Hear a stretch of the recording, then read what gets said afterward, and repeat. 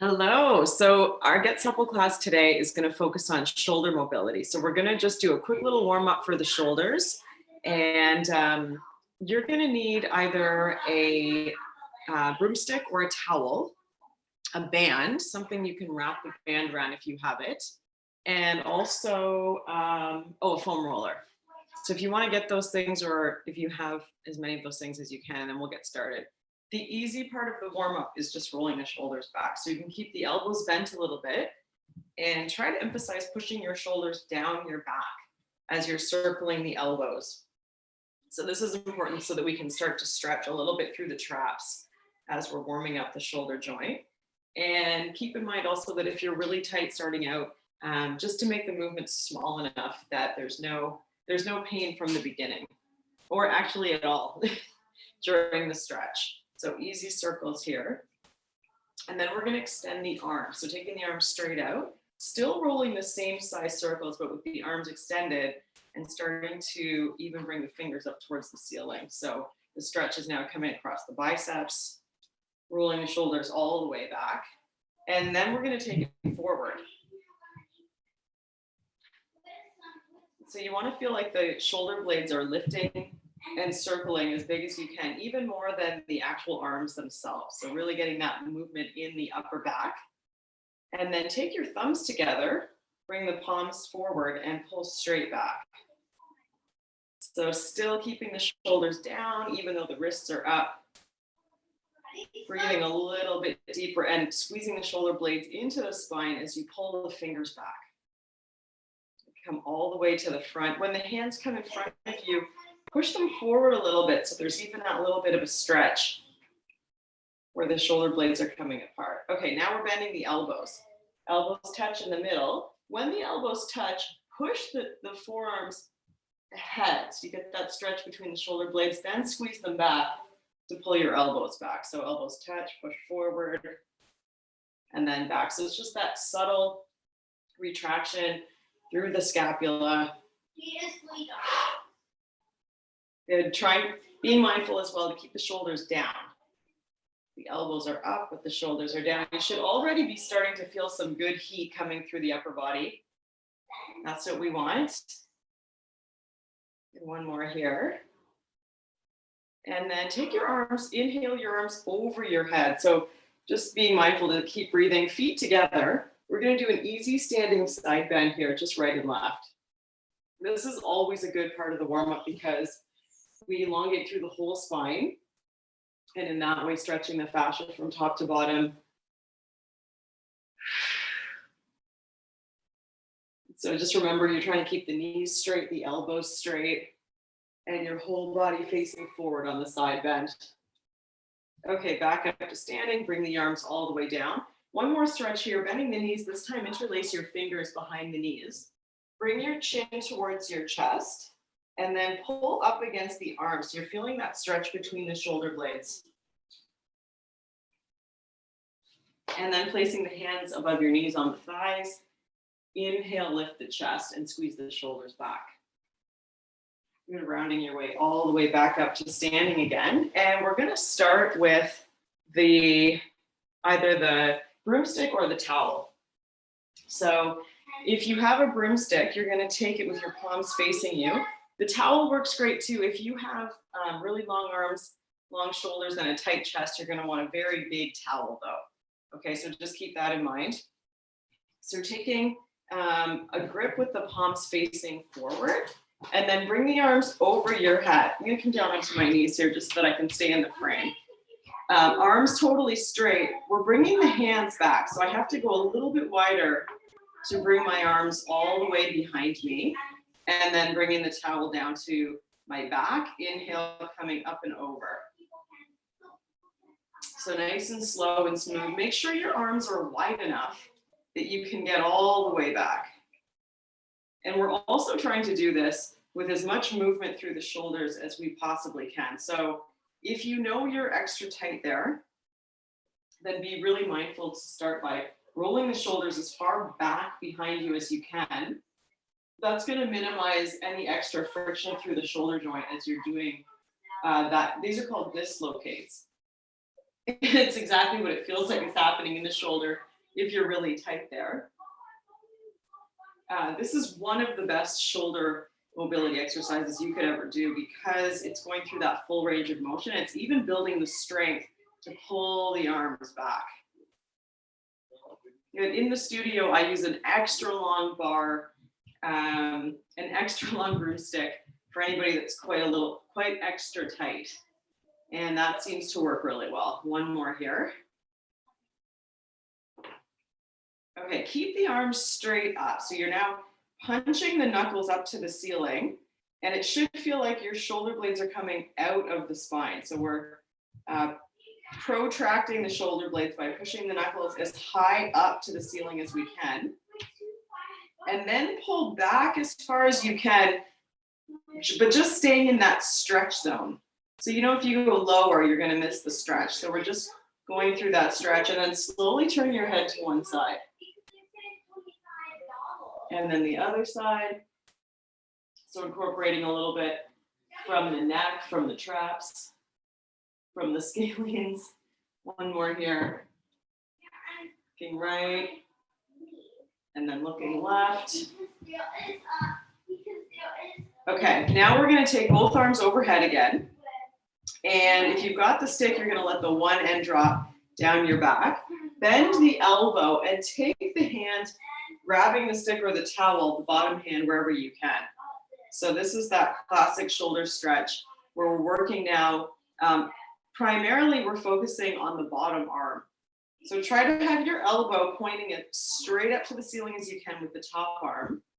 And then work your bottom hand up the stick or the towel as high as you can until you have that maximum stretch through the front of the bottom shoulder. And then push the hips forward. Hips push forward and try to push that bottom elbow forward into a stretch. And then we'll switch slowly coming out. Hand comes up, reach back, drop the hand down your back. Walk your bottom hand up the stick or the towel. And top elbow pointing to the ceiling, bottom elbow pointing to the floor, and then pushing into the upper back. We're going to take a really deep breath from here, trying to hold about 30 seconds on each stretch.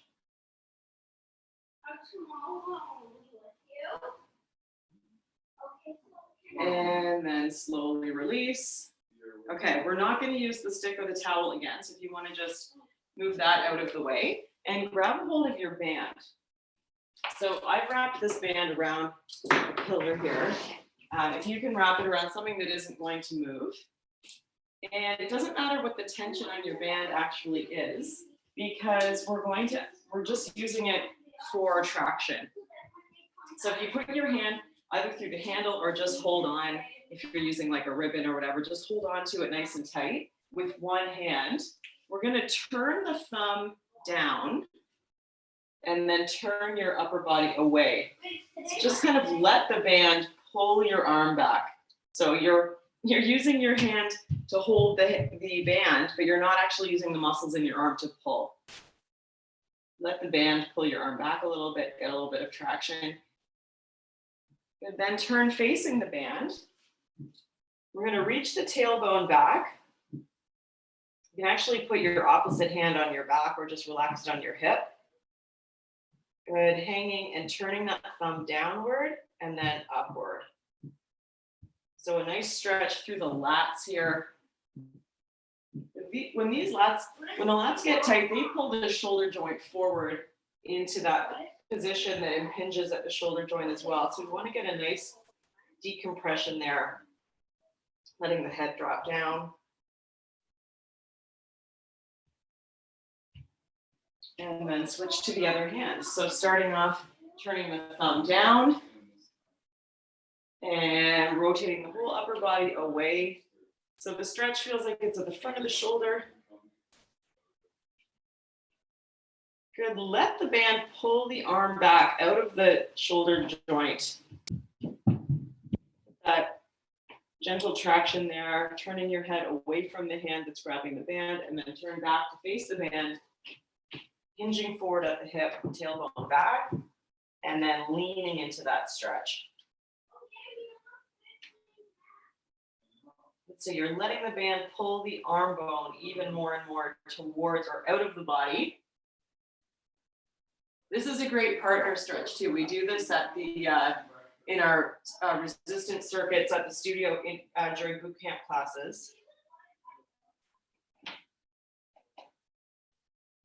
And then slowly coming all the way back up again. Okay, time to grab your foam roller.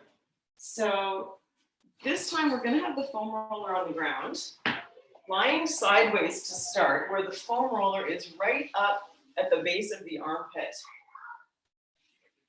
So with the arm extended, okay, so make sure that the foam roller is more towards the back of the shoulder than on the back. We're just going to hold here. Already should be feeling some pressure. But if you've never foam rolled this spot before, you can expect it could be a little uncomfortable. Oh, we've got a visitor. Hi, Aspen. Hi. Okay, so here's where we're going to add a little bit of movement. Can you sit? You sit? So taking the knees to the side and then taking the knees up. So just this small rotation in the lower body is going to pull the fascia. So here we're releasing it a little bit, but now it's body weight a little bit tighter into the lat. And then as we pull the knees up, getting a little bit more of a stretch and pushing a little bit more pressure into the upper back. And then we'll switch. Okay, so hopefully the discomfort lessens a little bit as you're holding in that position and the soft tissue is releasing around the roller. Okay, so now I'm on my more dominant side, which I know is going to be a little bit more uncomfortable. So holding here to start. It's almost like you're using the foam roller as a bolster underneath your shoulder.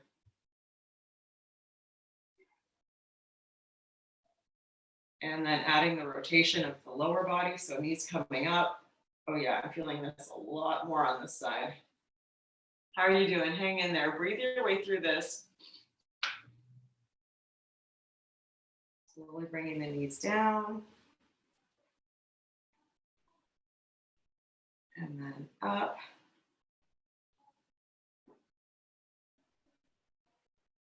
And then down, and we'll do one more. This is all preparing us for our ELDOA posture that's coming up. So if you've never done all of these shoulder mobility movements before doing your T6, T7 ELDOA, this could be a whole new experience today. So let me know how this goes for you. All right, we're going to make our way up slowly to seated cross legs. And take the palms together. Okay, so already should be feeling like just a little bit lighter, a little bit freer through the shoulders. We're going to take the fingertips together. You know how this works, right? So we're placing the heels of the hands on the crown of the head. And then bringing the crown of your head over the tailbone. So whether that means that you need to sit back a little bit, that's usually me, or forward, just know your positioning there. Reach the arms above your head, still tenting the fingertips. Get the elbows as straight as you possibly can. Keep the heels of your hands over the crown of the head. Try to relax your knees to the ground. Sitting heavy into the sit bones. Then gently pull the chin in towards your neck. So we're trying to elongate through the lumbar spine, but also the cervical spine. Now pressing the hands together. Drop the shoulder blades down your back. So it makes it feel like the arms are shrinking down into your back without bending the elbows. And while breathing nice and deep and steady, crown of the head is pressing up into the ceiling, continuously elongating through the spine. Of course, that's the whole idea here, and we're adding enough force that it feels like we are shaking and starting to sweat holding this position. So if you find that you're not that tight and you're kind of good at it-ish, then you're really just working the elongation. But if you're very tight through the shoulders, you're fighting to pull them back and down. The crown of the head is lifting up, giving it 100% because it is only a 60-second held posture. So it's not very long. We want to maximize the amount of time we're here, really reaching in the direction of full extension and perfect alignment, even if our posture isn't there yet. One more deep breath here. And then slowly relax one arm at a time, coming all the way down. Excellent. Okay, one last ELDOA posture just to finish up for today. We're going to do our general ELDOA. So join me on the floor, lying on your back. This is the one where we have the knees up and hands are crossed over the knees, ankles at the height of the shins or ankles at the height of the knees. Flex the feet, turn the feet to the right, extend your right arm back. And then drop your left heel to the floor, kick out long. The whole left inner thigh is rotating downward to the floor. We're pulling the right knee in tight to the chest. Reach long from the heel of the left foot to the heel of the right hand. Kick that leg straight up to the ceiling, give it a kick towards the sky. Bend the knee and switch. Feet to the left. Left arm extends. Open the fingers wide. Start pulling the left knee in tight when you drop the right heel down. Kick out long through the right leg, trying to get that right inner thigh to rotate in and down toward the floor. Kick up high. And then switch again. Nice flow here. Reach, drop, and stretch. And then kick up. So we're going to start to visualize like we're making a circle. Once the heel goes down, make sure the weight of that leg is on the ground, so the hip flexors and contracting come right up like we're making a circle with the heel of the foot. Extend feet to the right, right arm is back. Kick out long and stretch and kind of scoop up. When the leg kicks out, we're trying to decompress from the femur of the leg bone into or out of the hip socket. Kick out high. We'll do one more on each side here. Inhale, feet to the right. Kick down, lengthen, stretch. Scoop the leg up. And last one, so you're looking for that hamstring stretch on the back of the leg. Remember, really trying to internally rotate the right leg here as you kick up. And then relax with both knees in. 1 foot at a time back to the floor. Inhale your arms over your head. Good job. Bring the knees in, kicking into the feet, roll up slowly. And of course, if you have a tender lower back today, just turning over onto your side, using your arms to help you up. Okay, how is that feeling? Let me know. I really hope that helps to align things through your upper body. Those are great mobility exercises too, if you're tight and stiff through the upper body, needing to work on shoulder positioning. To start with a couple of those between or even before any of your weight training circuits will really help your exercise routine and start to send your shoulders back into their proper alignment. All right, we'll see you soon. Thank you.